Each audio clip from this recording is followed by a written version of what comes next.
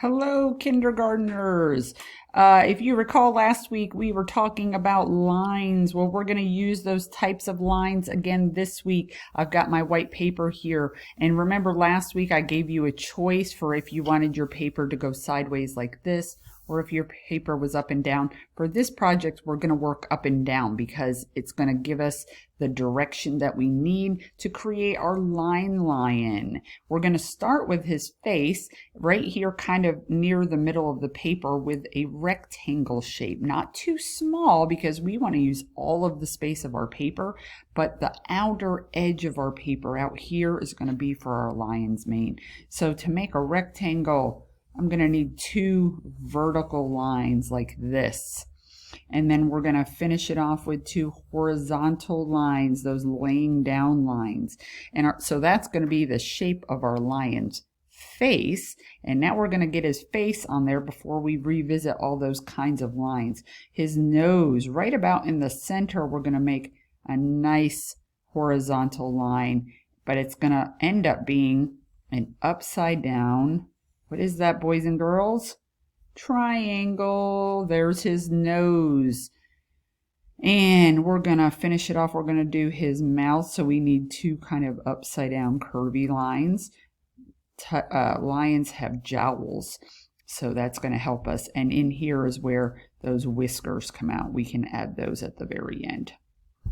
Okay, and then we're going to finish off his mouth with a nice smiley line like that. And if you want to, you can put another rainbow line in there. That can be his tongue later on. Now he needs some eyes, and an eye shape is kind of like a football shape. So it's a curved line that goes up and a curved line that goes down. And I'm going to add another one on this side. And they don't have to be exactly the same. Mine aren't. Now, cats have different eyes than we do. We have that part called the pupil in here, which is usually a circle. But we're going to do a tall, skinny football shape because cat eyes, the center looks like that. If you have a cat at home, I bet you already knew that, didn't you?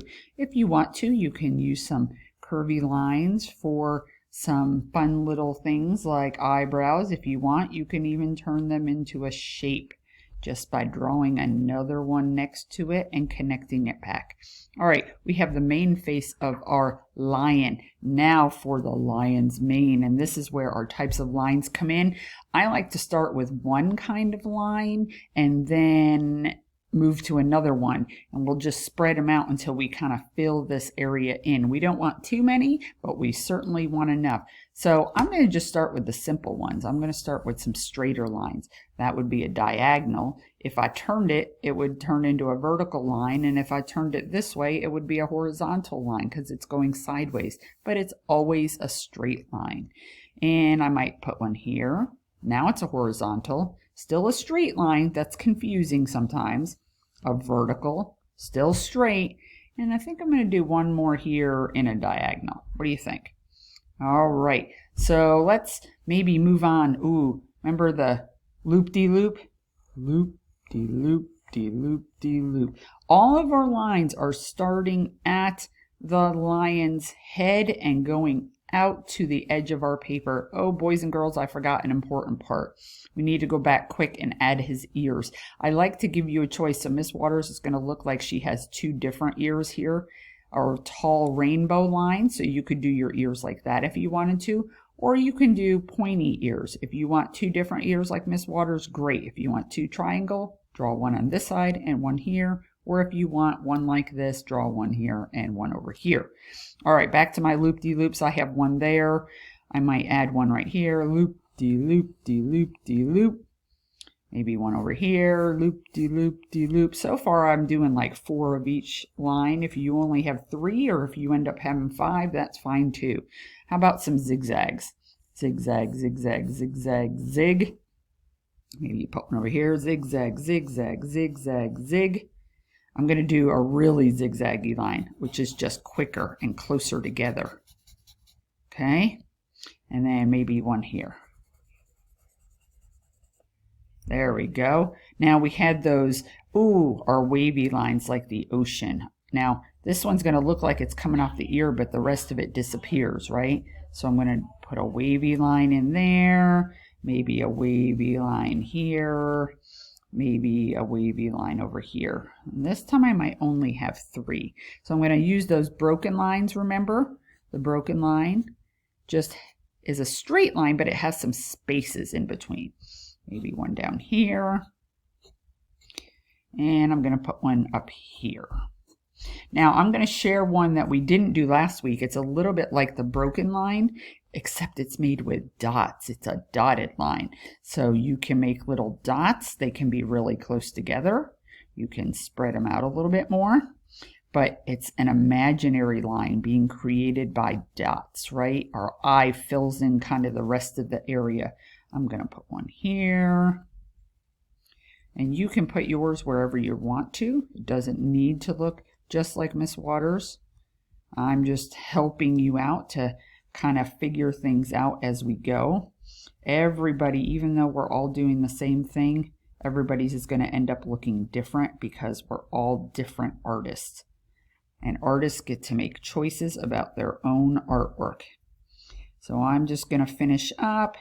Maybe you have a couple of spaces that look like they could use another line. You could choose a type and fill it in there if you wanted to. I think I'm going to do one more. Those little dot lines are fun. Those are fun to make. At least I think so. All right, I'm just about finished up with the basic part of my drawing. I'm going to set this down.